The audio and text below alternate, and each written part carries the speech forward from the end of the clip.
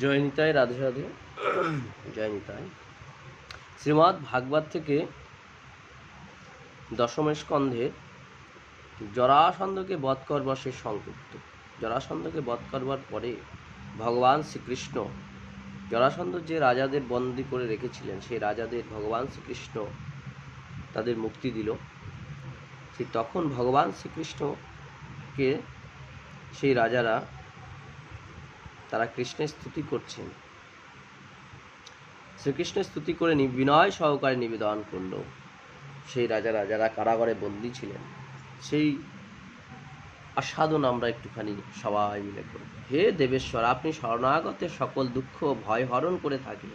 হে সচ্চিদানন্দ স্বরূপ অবিনাশী শ্রীকৃষ্ণ, আমাদের প্রণাম গ্রহণ করুন। আপনি জরাসন্ধের কারাগার থেকে আমাদের মুক্তি দিয়েছেন। এখন আমরা আপনার কাছে জন্ম মৃত্যুর চক্র থেকে মুক্তি প্রার্থনা করছি। খুব ভালো করে শুনবেন, ভাগবত থেকে বলছি। আমরা সাংসারিক দুঃখের কটু স্বাদ অনুভব করে ক্লান্ত হয়ে পড়েছি। আমরা আপনার শরণাগত। হে প্রভু, আপনি আমাদের রক্ষা করুন। হে মধুসূদন, হে নাথ, আমরা মগধরাজ জরাসন্ধের কোনো দোষ দেখি না। ভগবান, এতে আপনারই এক বিশেষ অনুগ্রহ যে রাজা হয়েও আমরা রাজ্যচ্যুত হয়েছি। কারণ রাজ্য ঐশ্বর্যে মদমত্ত রাজার প্রকৃত সুখ লাভ অথবা কল্যাণ হওয়া যে আদৌ সম্ভব হয় না, সে তো আপনার মায়ায় মোহিত হয়ে এই অনিত্য ধনসম্পদকেই শাশ্বত অপরিবর্তনীয় জ্ঞান করে বসে। যেমন মরীচিকাকে মূর্খগণ জলাশয় মনে করে থাকেন, তেমনভাবে ইন্দ্রিয় লোলুপ ও অজ্ঞানী ব্যক্তিগণ এই পরিবর্তনশীল মায়াকে সত্য বলে বিশ্বাস করে বসে। ভগবান, ধনসম্পদে মত্ত হয়ে আমরা পূর্বে বুদ্ধিভ্রষ্ট হয়ে গিয়েছিলাম। তখন আমরা ভূমি দখলের লড়াই করে নিজ প্রজাদেরই অনিষ্ট সাধন করতাম।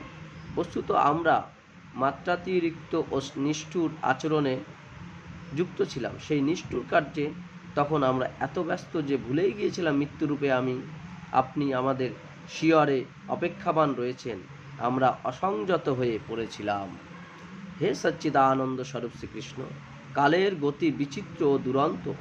কাল অতি বলবান, সে কারো আদেশ পালন করতে বাধ্য নয়। কারণ কাল তো স্বয়ং আপনি। কালের প্রভাবে এখন আমরা শ্রীহীন ও রিক্ত হয়ে পড়েছি। আপনি অহৈতুকী কৃপা সিন্ধু।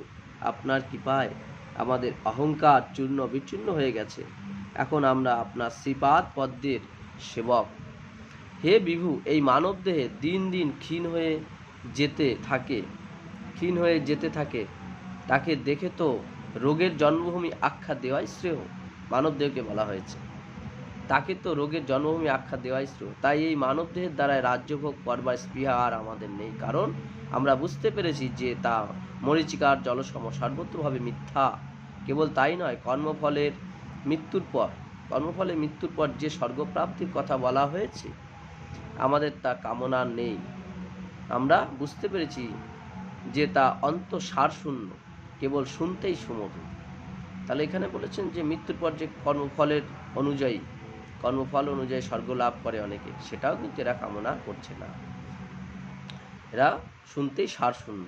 আপনি আমাদের পথ প্রদর্শন করুন, যাতে আপনার শ্রীপাদ পদ্মের বিস্মৃতি যেন আমাদের কখনো না হয়।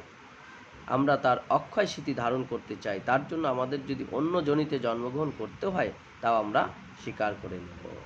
এবার কৃষ্ণের তারপরে বলছেন, কৃষ্ণায় বাসুদেবায় হরয়ে পরমাত্মনে প্রণত ক্লেশ নাশায় গোবিন্দায় নমো নমঃ। 16 নম্বর শ্লোকে বলছে, প্রণত জনের ক্লেশ নাশক শ্রীকৃষ্ণ বাসুদেব হরি পরমাত্মা এবং গোবিন্দের প্রতি আমাদের প্রতিনিয়ত নমস্কার জ্ঞাপন করছি।